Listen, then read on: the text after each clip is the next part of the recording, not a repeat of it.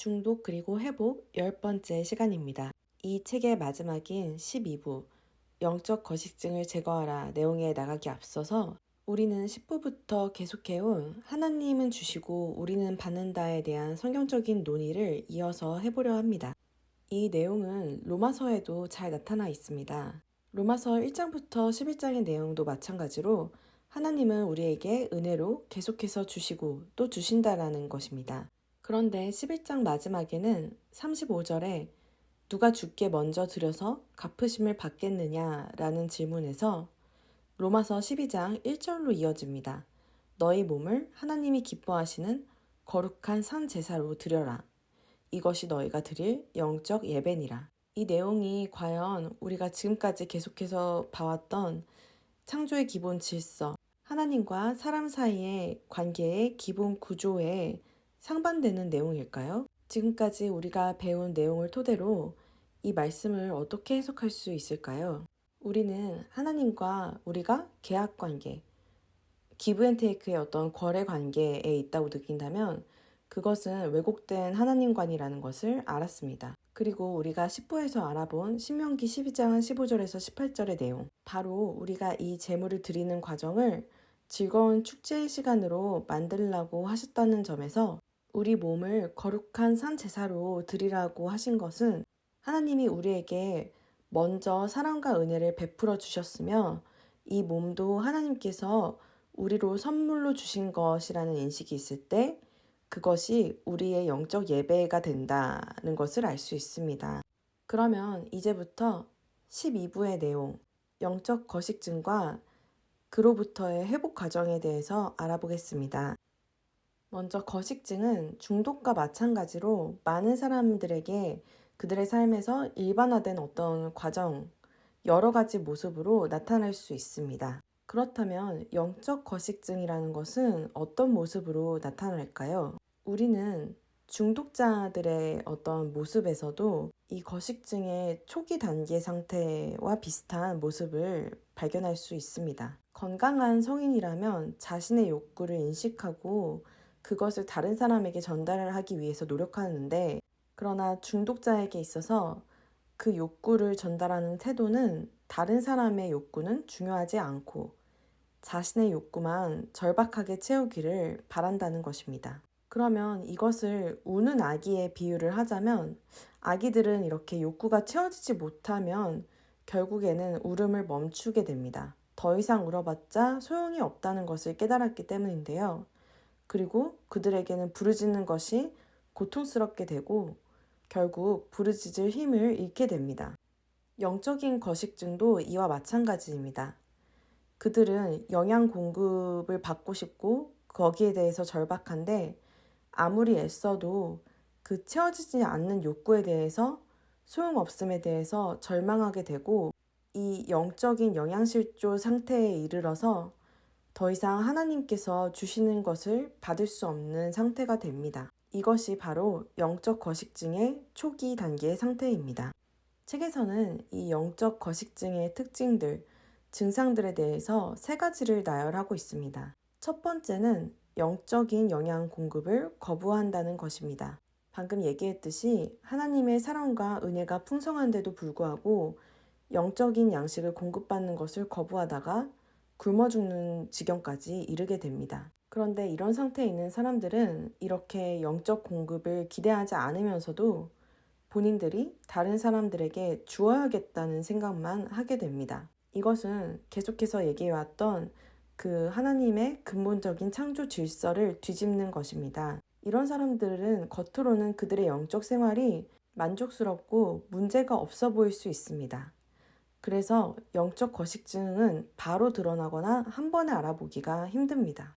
이렇게 영적 공급을 거절하는 데는 여러 가지 형태나 반응이 있을 수 있는데, 예를 들어서 올바른 자아관이 결여된 사람은 자신이 자신의 욕구를 채울 자격이 없다고 반응하거나 아니면 오랫동안 지속되어 온 영적인 박탈감으로 인해서 계속 그렇게 살 수밖에 없다는 생각으로 체념하는 형태로 영적 공급을 거절하는 것을 볼 수 있습니다. 실제 거식증 환자들은 아주 적은 양의 음식만 먹으려고 하는데 그것은 거식증 환자가 음식 자체를 위험한 것, 음식이 문제라고 보기 때문입니다.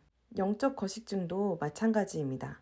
단지 영적 거식증은 하나님이 문제라고 보는 것인데 그것은 그들에게 하나님이 무섭고 위험한 존재로 인식이 되면서 하나님께 계속 드려야 하나님이 화를 내지 않는다고 보는 왜곡된 하나님관이 있기 때문입니다. 그래서 실제 거식증 환자와 마찬가지로 그들은 아주 적은 양의 영적인 음식만 먹고 살려고 하게 됩니다. 영적 거식증이 있는 사람들의 두 번째 특징은 왜곡된 자아 개념을 갖고 있다는 것입니다. 왜곡된 자아상은 내가 사라졌으면 좋겠다는 생각으로 이어집니다. 이것은 그들에게 올바른 하나님관, 하나님은 사랑이시고 하나님은 우리를 항상 찾고 계시며 우리가 그분께 나아가기를 원하시는 분이라는 사실이 그들 안에서 왜곡되었기 때문입니다. 그렇게 왜곡된 하나님의 관점으로 자신을 판단했을 때 나는 하나님이 도저히 용납할 수 없기 때문에 하나님이 나를 직접 보지 못하도록 누군가가 나를 가려야 해. 아니면 내가 아주 보이지 않을 정도로 작아지던지 없어져야 해 라고 생각하게 되는 것입니다. 영적 거식증의 세 번째 특징은 통제 문제입니다. 누가 내 몸에 들어가는 것을 통제할 것이냐에 대한 문제인데요. 신체적으로 자신의 몸을 통제할 수 없다고 느끼는 데에서 거식증은 성적 학대와도 연관이 되어 있습니다. 마찬가지로 영적 거식증은 영적 학대와 연관이 되어 있습니다.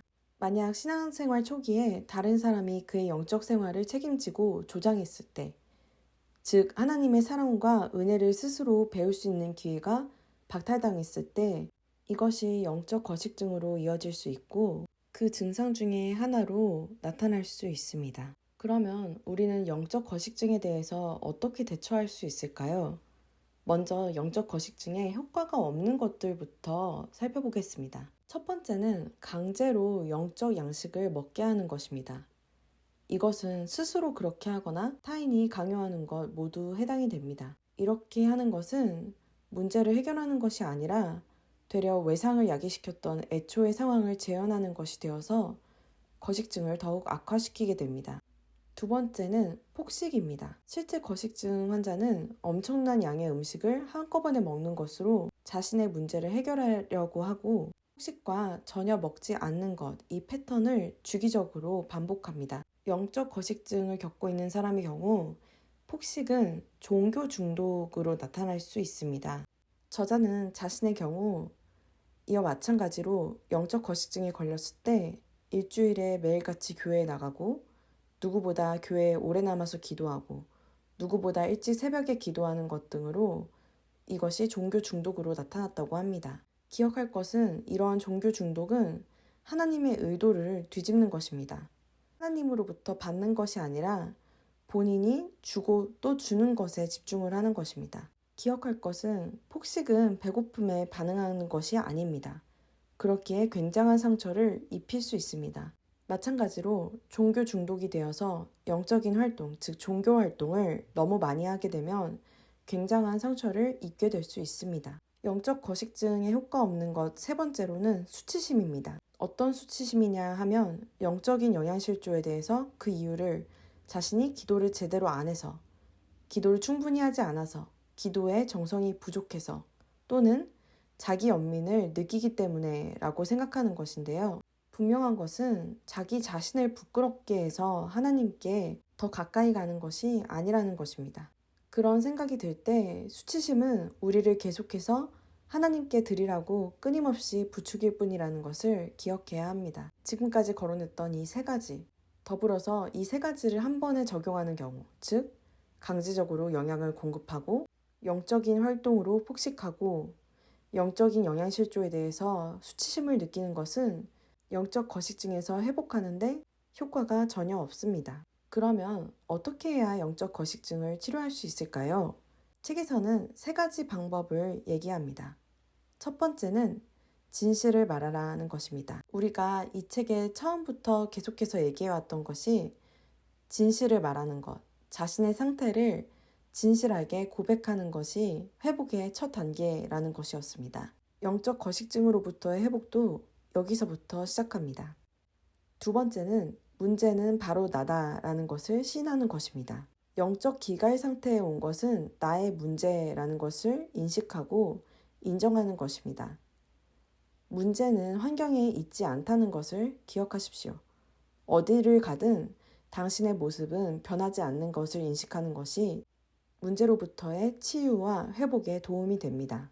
저자의 경우 영적 거식증을 앓던 시기에 자신이 영적인 영양 공급을 받지 못하는 것이 교회에 문제가 있기 때문이라고 생각했습니다.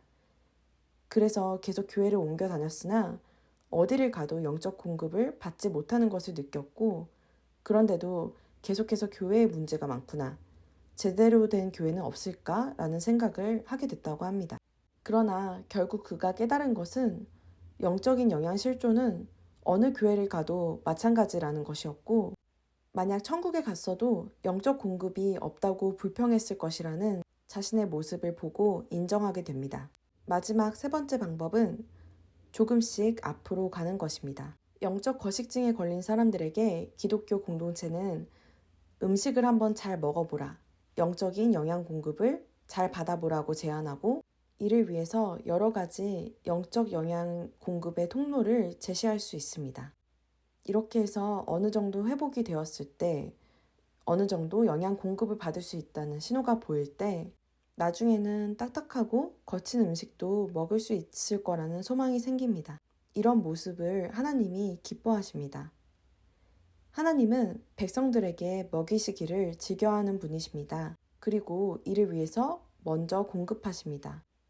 우리는 하나님이 이런 분이시라는 것을 성경에서 만나, 오병이어 등의 기적과 성찬식, 또 예수님께서 계속적으로 반복해서 말씀하시는 천국 잔치로의 초대, 그리고 마지막으로 요한계시록에 와서 값없이 생명수를 마시라는 말씀에서 알 수 있습니다.